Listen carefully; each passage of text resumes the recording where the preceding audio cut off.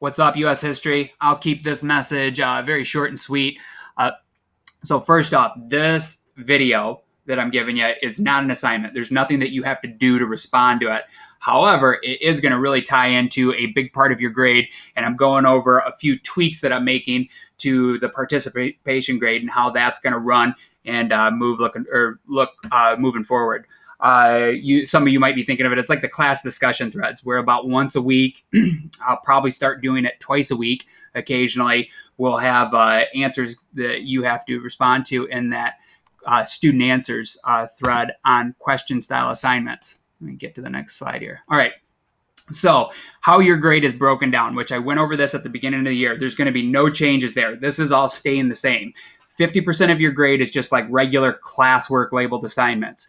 That would be like quizzes, any of my lecture notes, the poster that we made, that Ford ad poster, any projects, which we have a few of those coming up, but just the basic like day-to-day assignments where you'll have a due date generally that day or within 2 or 3 days, depending on the project or what we're doing. That's your normal classwork stuff. That's going to end up being 50% of your overall grade.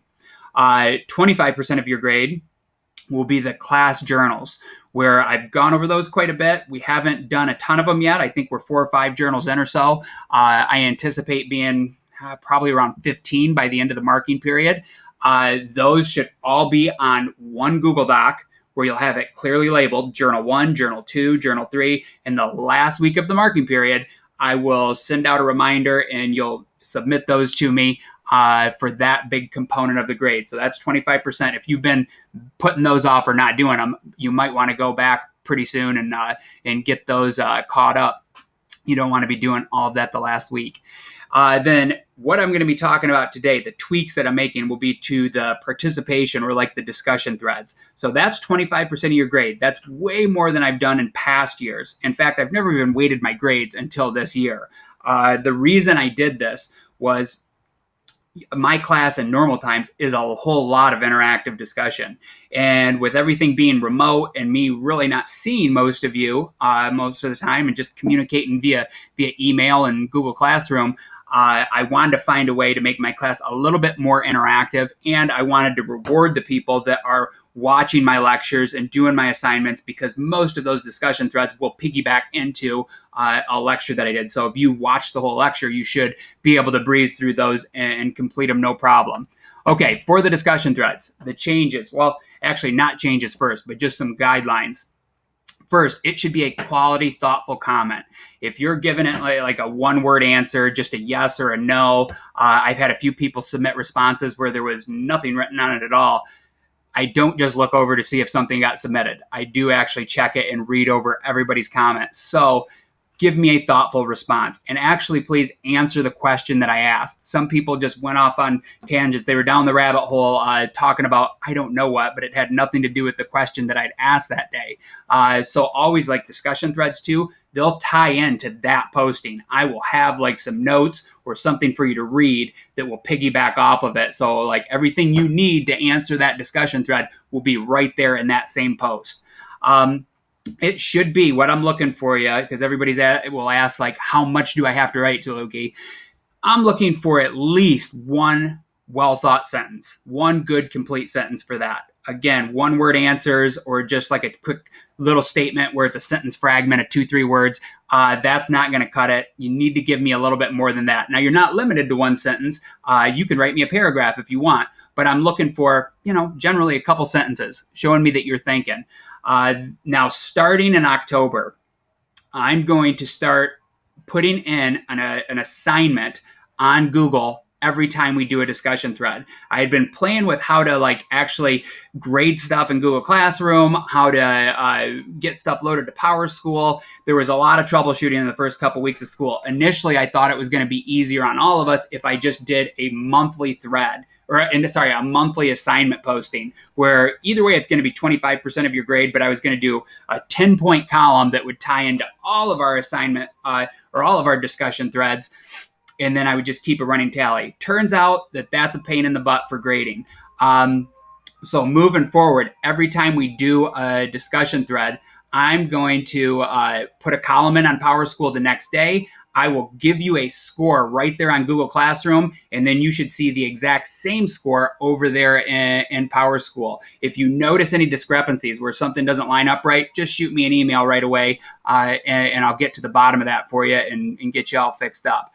So now, each one of these, I'm not making each one worth 10 points because that would throw off my weighting and make it weird. But you can roughly figure, like for September, I had a 10-point column that up to that point in the class is 25% of your grade. The month of October will probably have about 10 points worth of discussion points available for you. I anticipate we'll be doing roughly 5 or so, and each one is going to be worth 2. So the scoring breakdown, kind of my rubric for these discussion threads. 0 points if you give me no comment or if it's a simple like 1-word, 2-word answer. I'll also piggyback in and say, on the last one, and I won't name any names, I had, and I don't know who was first, but I had one comment that had got posted that didn't answer my question at all, and it was a very basic, simple one that just honestly wasn't that good. And then I had another one of the exact same thing, and another one, and another one. And by the end of it, there was like 7, 8 of you in one of my class periods that all had the same kind of crappy comment. If I see that, if I do catch you like just straight up copying somebody else's answer, I'm going to go check and see who posted it first, and I'll hit you for plagiarism. You'll take a 0 on that. You won't be able to make it up. Sometimes that's a discipline referral too. Moral of the story is just do a little bit of critical thinking. Just make it good. I mean, anything that I'm going to ask you on those, it's stuff that you could probably write pages and pages if you wanted to and were highly interested in the subject. Everybody can come up with a sentence or two on anything that I'm going to post as a discussion thread. Now, if your answer is similar to somebody else's, is that okay? Well, yeah. I mean, a lot of you will probably have similar opinions on a lot of things, but it shouldn't be like worded like a copy and paste, cut and post that you did for that. So put some original thought into it. Definitely read other people's comments, what other students are saying. That can influence you. They can give you some good ideas, and then you can piggyback off of it. But you should always be adding your own little twist to it. All right.